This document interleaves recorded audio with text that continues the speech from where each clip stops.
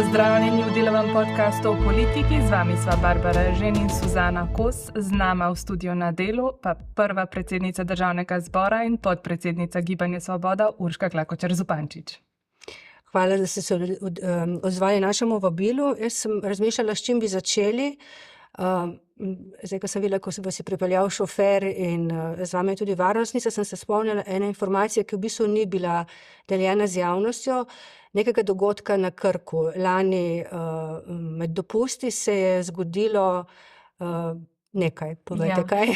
Ja, najprej najlepša hvala za povabilo, z veseljem sem se odzvala.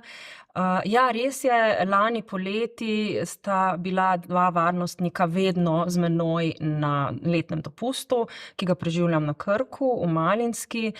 No, in takrat se je zgodilo, da je na plaži blizu hotela, kjer sta prebivala, se ena oseba začela utapljati.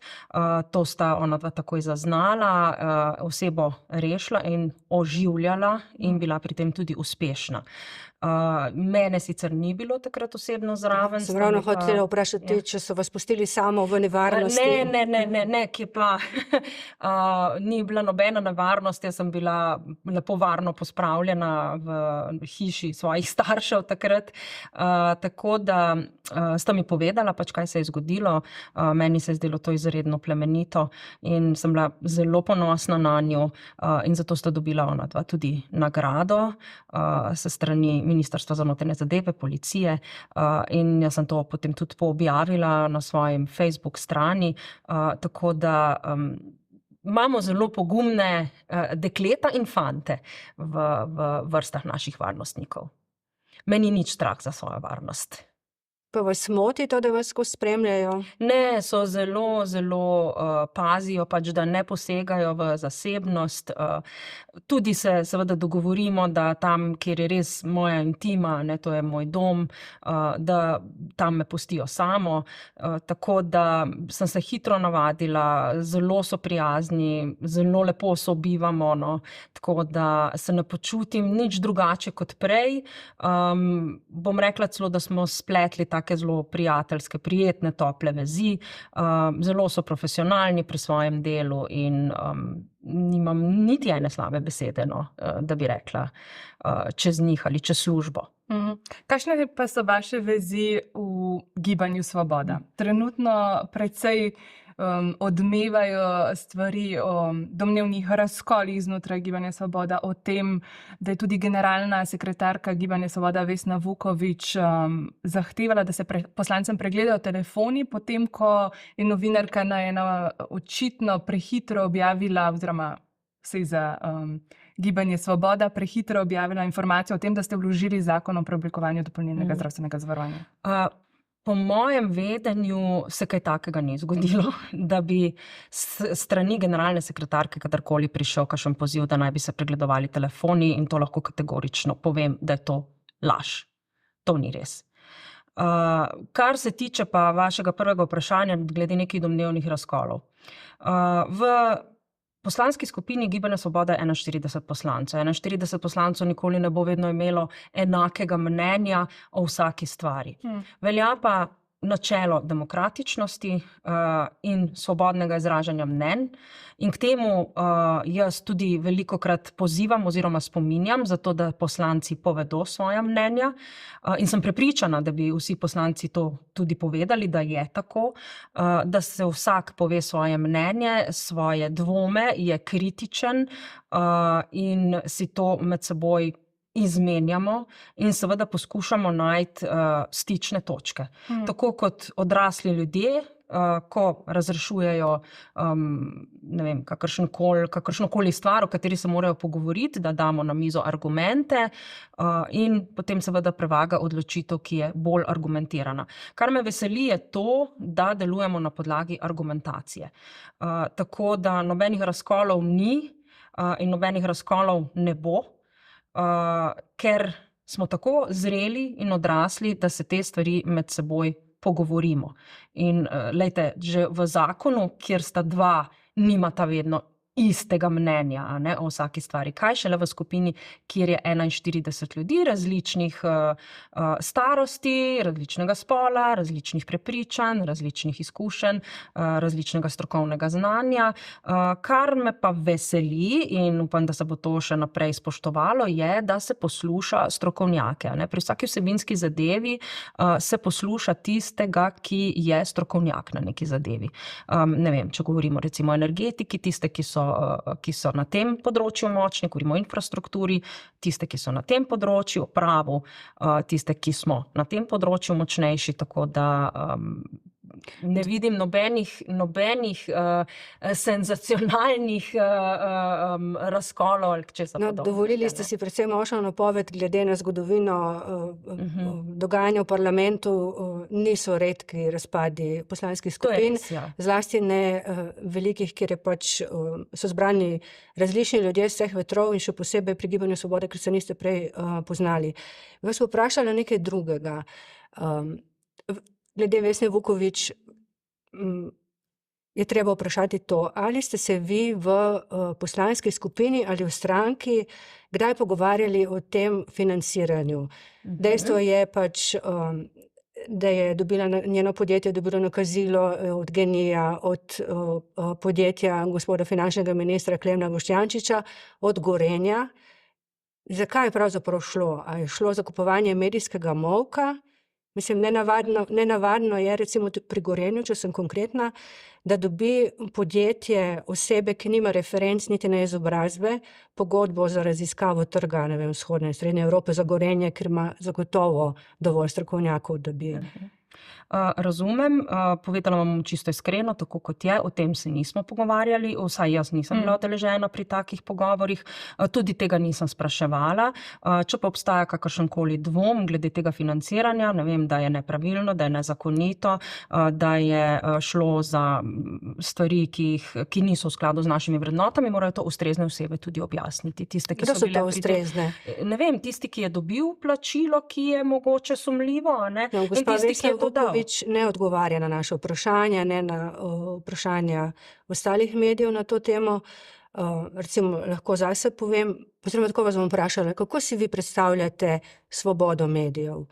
Ker recimo moja osebna izkušnja je ta, da sem poslala vprašanja v Gorenje, spraševala, kdo je sploh izbral to podjetje, ker ni imelo nobenih referenc, in dobili smo v redakcijo klic z vrha Gibanja Svoboda, kaj jaz sprašujem in najdem mir. A se vam zdi to prav? Se vam zdi to svoboda medijev? Ne, to bom jaz zagotovo povedala, da to ni prav, če se je to zgodilo. Absolutno se je zgodilo. To ni prav. Sama nikoli ne delujem tako, ko pridejo vprašanja, na nje vedno odgovorimo.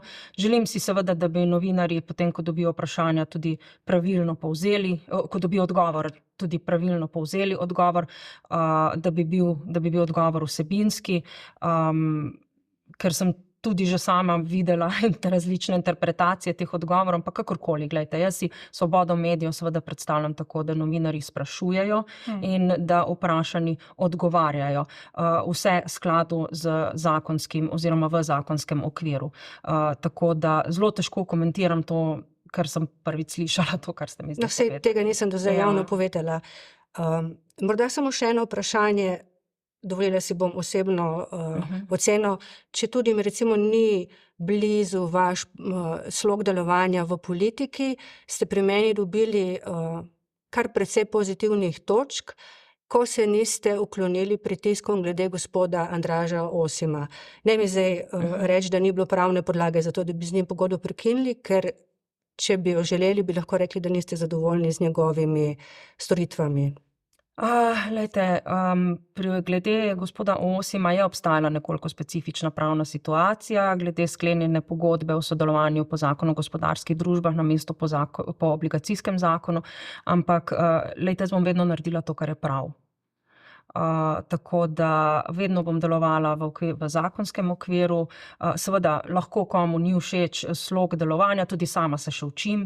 Konec koncev sem prišla iz popolnoma drugačnega sveta. Ne, se do svojega sloga imate absolutno pravico, vam ne oporekam tega. Samo pravim, ne, da se tudi jaz še učim in da sprejemam kritike. Absolutno jih sprejemam, zaradi tega, ker se samo, če bom sprejemala konstruktivno kritiko, se bom lahko razvijala. in ne bom zavračala tega. In vem, ker sem že po prvem letu delovanja, ko je pač prvo leto, odkar je bil konstituiran nov sklic državnega zbora, sem tudi sama povedala, da sem naredila par napak, predvsem so temeljile na mogoče bolj čustvenem, impulzivnem delovanju, nikoli pa ni bilo in jaz upam, da tudi nikoli ne bo, no, da to ni predsmela napoved moje delovanje usmerjeno v škodovanje komerkoli. Vedno si bom zavzemala za dobrobit državljank, državljanov in bom vedno tudi jasno povedala. In jaz mislim, da to so spoznali tako levi, desni, srednji, stari, mladi, moški, ženske in tako naprej. Se ostajate najbolj... In vedno bom tako tudi delovala. In se bom odločala na podlagi svojega vrednostnega sistema, pravnih pravil in načel in izkušenj, po katerih živim. In, a veste, tako sem recimo storila tudi še, ko sem bila sodnica. Sem tudi tako delovala. Lahko mogoče pa ste omenili, da ste naredili par napak, za katere vam je žal, kaj konkretnega? Mislim, zdaj težko bi rekla, recimo, da mi je prav žal, ker škodilo ni nikomu, ne? Ampak je škodilo meni, ne, in mojemu dušnemu miru, recimo, ne, ko nisem bila popolnoma poučena, ne, o veščinah protokola, ne, tudi verjetno na lastno krivdo, ne, ker bi se morala bolj poučiti in so bile določene stvari nepotrebne, no, zato ker v bistvu so lahko prikazovale nekaj, česar dejansko ni, ne.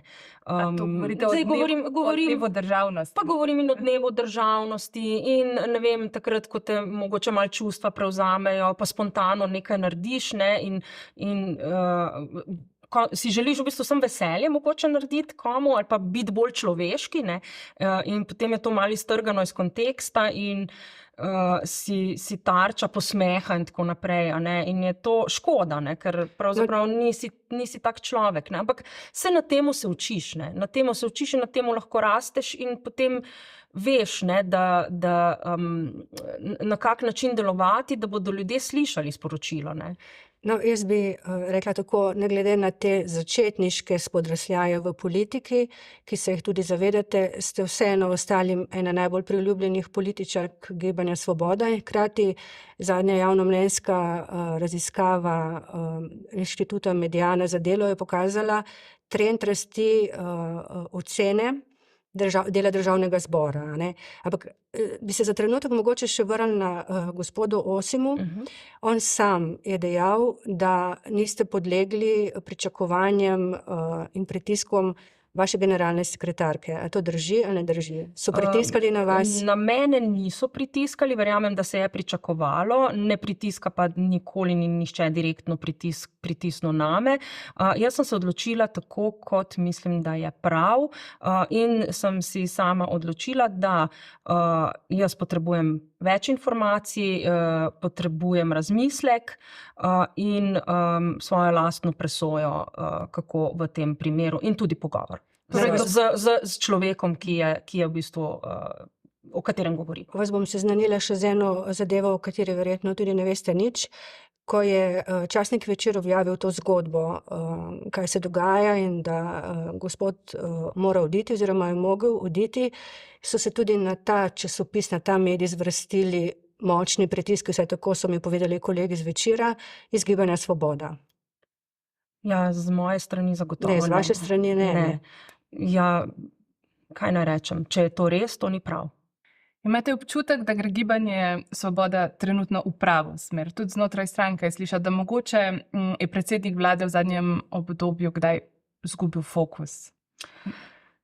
Najbolj pomembno je, da Gibanje Svoboda kot stranka, kot celota ne izgubi fokusa. Jaz tudi tukaj vidim svojo povezovalno vlogo, tudi vlogo, ki jo imam kot nekdo, ki lahko in zna soočati različna stališča, tukaj se navezujem še malenkost na prejšnje vprašanje, mediatorja, če želite, a ne, tukaj, ker imam nekaj izkušenj, tako da stranka je zgrajena na pravih vrednotah in vodijo jo prave vrednote.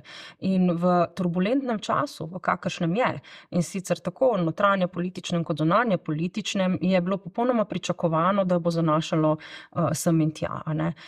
Da jo bodo napadali različni lobiji, da se jo bodo lotili kakšni močni gospodarstveniki, vsakdo, ki pač želi imeti neko korist in nek interes od ljudi, ki so na oblasti. In to so poslanci, ministri, ostali funkcionarji. Tako da jaz moram reči, da iskreno, jaz nisem doživljala nekih direktnih pritiskov, da bi me želel kdo destabilizirati, mogoče tudi zato, ker ne delujem dojemljiva ravno za take stvari, tako da je pričakovano, da se bodo dogajali pretresi taki in pa drugačni, ampak najbolj pomembno je, da se to dogaja med zrelimi ljudmi, ki znajo take pretrese potem tudi prebroditi. Jaz moram reči, da nekatere stvari so bile tudi zame nove, a ne, načini, kako se pač politika udejanja, ne, ker nisem prišla iz tega sveta, ampak mislim, da kar nekako znam krmariti, no. Morate pa razumeti, da je težko, pritiski opozicije so veliki, ovire, ki se postavljajo pred vlado, pred koalicijo, so tudi visoke, in je včasih zelo frustrirajoče, ko bi želel nekaj udejanjiti, recimo neko določeno reformo, pa jo ne moreš zaradi takih ali pa drugačnih, lahko povsem legalnih pritiskov opozicije, ne, in je to zelo frustrirajoče, ne, in smo v bistvu velikokrat govorili o tem, ne, kako bi si želeli, da bi stvari šle hitreje, ampak ne gre zaradi tega, ker nas omejuje pravni okvir, in ker želimo dati reformam ne samo legalnost, tudi legitimnost. No, mogoče bi rekli še kaj o tej informaciji, da ste prosili gospoda Prednika za pomoč, da ste dejali, da vas skrbi za stranko in če vam lahko pomaga. Ne govorim o tem, da naj bi pred vami poklical gospoda Goloba, ki vas je blokiral na telefonu, ne. Ste prosili gospoda Prednika Za pomoč? za pomoč, da vas skrbi za stranko? Nikoli. Ne. S gospodom Prednikom sva se sicer pogovarjala, da bi šla skupaj na koncert, ampak ne pa, da bi ga prosila za pomoč. Pa se tudi to ni uresničilo. Pa Koncert, ne. Ne, da bi ga prosila za pomoč pri stranki, to se pa ne spomnim, da bi ga kdaj prosila. Ne vem, ne spomnim se tega, no, mislim, da bi se kdaj to pogovarjali. Sami ste zdaj že dobro leto na tej funkciji predsednice Državnega zbora. Ni skrivnost, da ste na začetku mandata te vlade, da ste se morda videli bolj v izvršni veji oblasti. Vam je zdaj po letu dni na tej funkciji kaj žal ali se... Bom rekla tako, pogrešam nekoliko strokovnost, v smislu tistega strokovnega dela, ki sem ga pač opravljala prej. Seveda najbolj kompetentna sem na področju pravosodja, zagotovo, zato ker sistem zelo dobro poznam, predvsem sodni sistem, tako da bi si želela biti verjetno bolj vpeta v to, ampak hkrati mi je bila pa dana priložnost, da se pokvarjam z vsebinami, s katerimi se prej nisem in so mi blizu. In to so recimo te socialne vsebine, ki se tičejo otrok s posebnimi potrebami. Zakaj se me to dotakne? Zato, ker vem, kako je, a ne, biti mati otroka s posebnimi potrebami, kakorkoli, kakršnekoli že te potrebe so različne, tako da bi si res želela, da bi se tukaj naredilo veliko, ker poznam družine teh otrok in jaz vem, česa vsega so ti otroci zmožni, in s pravilno terapijo in s pravilno obravnavo in s pomočjo lahko postanejo zelo aktivni in prodorni člani družbe. Seveda tudi živali, ne, to je bila taka zelo, bom rekla, malo nesrečna tema, ker se je začela zelo dobro, potem pa malo eskalirala, pa morda niti ne bi bilo nobene potrebe, da bi.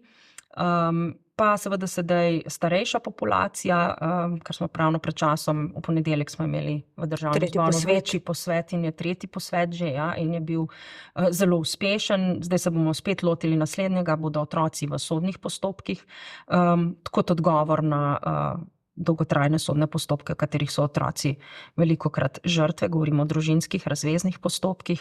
Tako da sem na nek način hvaležna, da mi je ta možnost bila dana, zelo dobro se zavedam, da sem tukaj za določen čas in da ta čas lahko zelo hitro mine in tudi zato si želim, da bi pustila za seboj nekaj, da bi bilo delo opravljeno, da bi se videl rezultat tega dela, in to v smislu, da bi dejansko prišli v praksi do udejanjanja pomoči družinam z otroki s posebnimi potrebami, da bi se začela udejanjati dolgotrajna oskrba, da bi mi ne videvali več slik trpinčenih živali, da bi dejansko življenje postalo malo bolj srečno.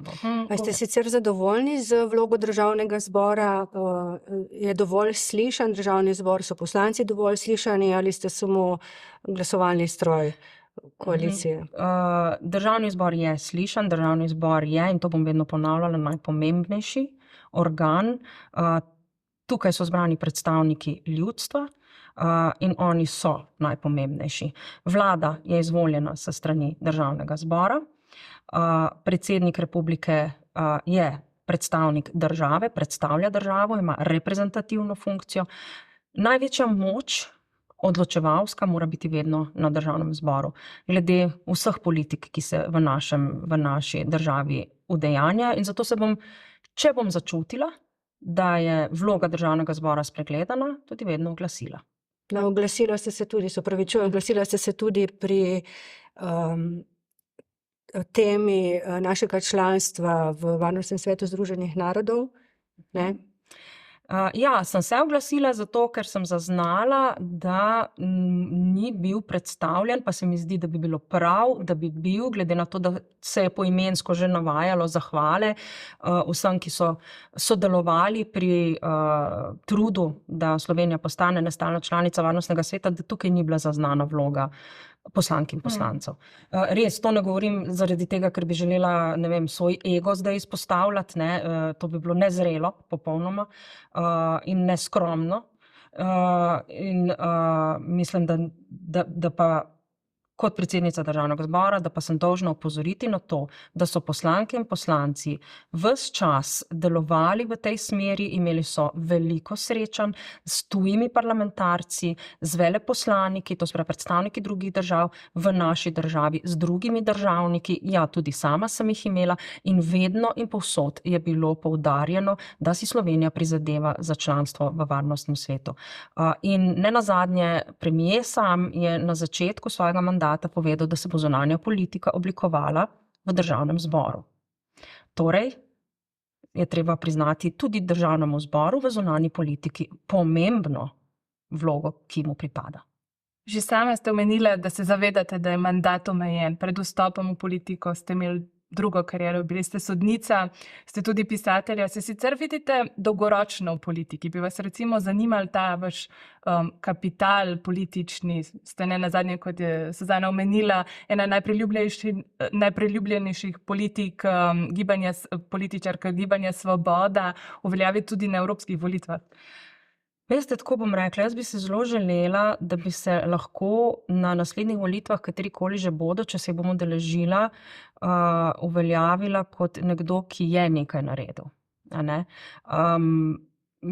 Ne bi si želela graditi kapitala na formi, ampak na vsebini. In zato bom vložila veliko truda v to, da bo ta vsebina udejanjena. Kolikor bom pač lahko, v okviru svojih pristojnosti, ki jih imam.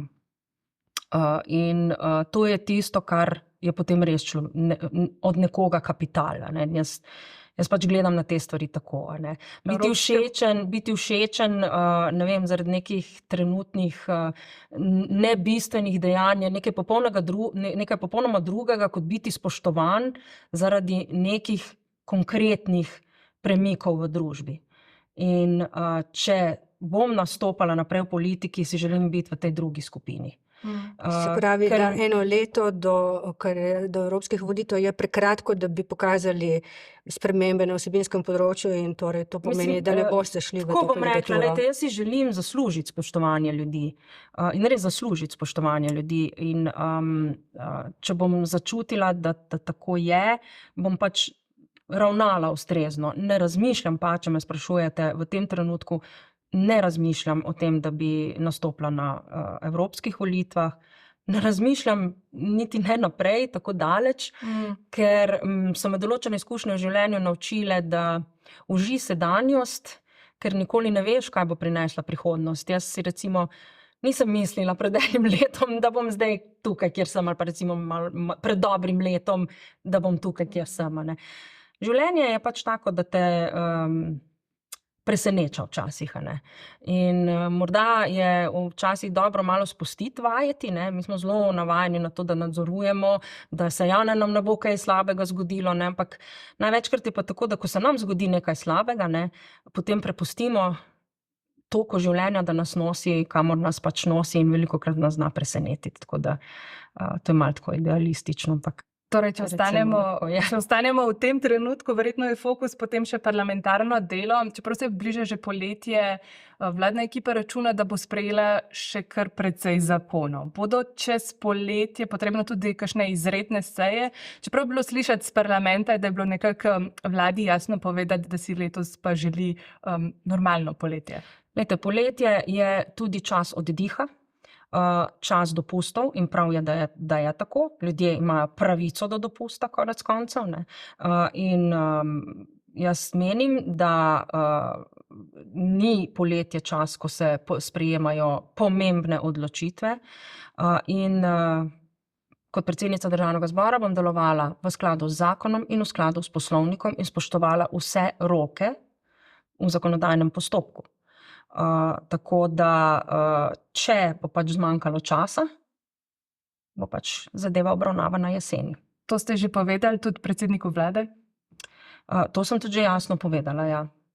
Ker ste rekli, da je poletje čas dopustov, statistika kaže, da nekateri poslanci precej dopustniško obravnavajo svoje obveznosti v Državnem zboru. Tukaj govorim o gospodu Anžetu Logarju, ker je, mislim, da pokazala statistika, da je bil prisoten pri polovici glasovanj. Kako vidite to zadevo? Ja, Anže Logar, mislim, da je na nekem intervjuju, mislim, da je bil pri Slaku na Pop TV rekel, da pravzaprav ni videl nekega večjega svojega bistvenega prispevka glede na razmerje moči in se je pač raje osredotočil na ustanovitev svoje nove platforme. No, jaz bom pa rekla takole. Poslanka oziroma poslanec je v službi ljudstva, je v službi države, zato dobiva plačilo. In prva naloga poslanke oziroma poslanca je, da opravlja svojo funkcijo in jo upravlja kvalitetno. Če je gospod Logar bil odsoten na več kot 3/4, bom rekla, glasovanj, pa mogoče razlogi niso bili ravno utemeljeni, potem se mora zamisliti nad svojim delom kot poslanec. Vse aktivnosti poslank in poslancev, ki niso parlamentarno delo, naj se opravljajo v času, ki ostane. Sami ste že na začetku mandata predvsem razburili ta sklic s tem, da ste zahtevali obvezno prisotnost na začetku seje. Imate občutek, da se je zdaj po enem letu vendarle kaj spremenilo? Jaz moram reči, da vedno na začetku seje pogledam seveda po dvorani, pogledam vedno tudi listo odsotnosti in z veseljem ugotavljam, da se poslanci udeležujejo sej, tako kot je bilo nekako pričakovano. Ampak mislim, da to ne zato, ker bi želeli upoštevati to, kar sem jaz rekla, ampak bolj zato, ker so ljudje to zaznali kot pravilno. In oni so od poslanci ljudi. Jaz bom vprašala za eno osebno oceno. Gospod Golob se v javnosti zelo veliko pojavlja s svojo novo partnerko Tino Gaber. Po vašem mnenju, kdo ima večji vpliv tudi na vsebinske odločitve, ki jih sprejema, ne vem, recimo glede prehrane, glede odnosa do živali ali pa kakšne druge stvari? Vesna Vuković ali Tina Gaber? Ali vi? To bom pa prav težko odgovorila, kdo ima več. Jaz upam, da jaz. Upam, da jaz. Še mogoče zadnje vprašanje, to pa je, kje ste s knjigo? Prvi prvenec Gret in greh je še zdaj deležen precejšnje pozornosti. Mislim, da ste že lani napovedali, da pripravljate naslednjo knjigo. Ja, res je. No, to je pa tista zelo fajn stvar, bom rekla, ker se jo veselim poleti, da bom končno to dokončala in zdaj, glede na to, da bom že še to tukaj povedala, je res prav, da to dokončam in da se jeseni knjiga izide.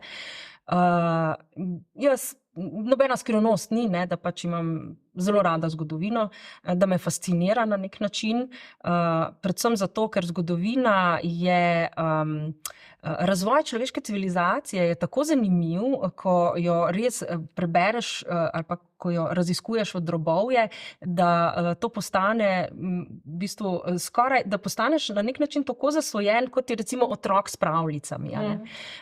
In jaz sem se našla v tej zgodovini, v pravni zgodovini, ki sem jo študirala na podiplomskem študiju in seveda zdaj v zgodovinskih romanih, ker bom rekla tako, da upam, da imam dovolj znanja, da lahko napišem kak tak roman, ker se mi zdi, da vseeno pa je treba nekaj znanja imeti, da postaviš neko dogajanje v pretekli čas, v katerem nisi živel.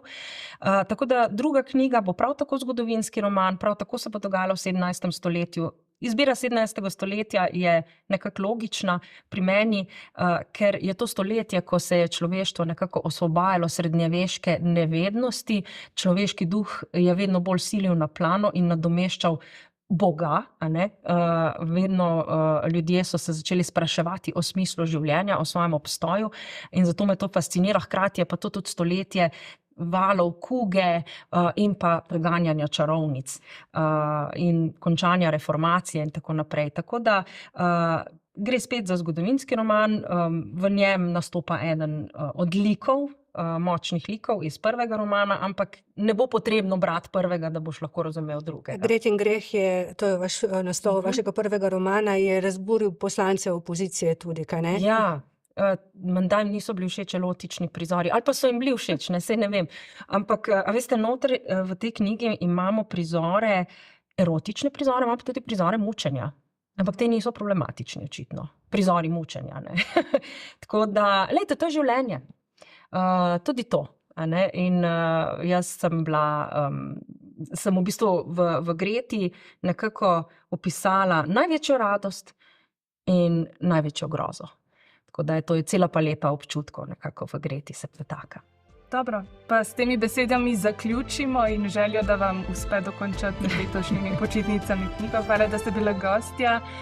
Hvala za pozornost in se vidimo naslednji teden. Najlepša hvala.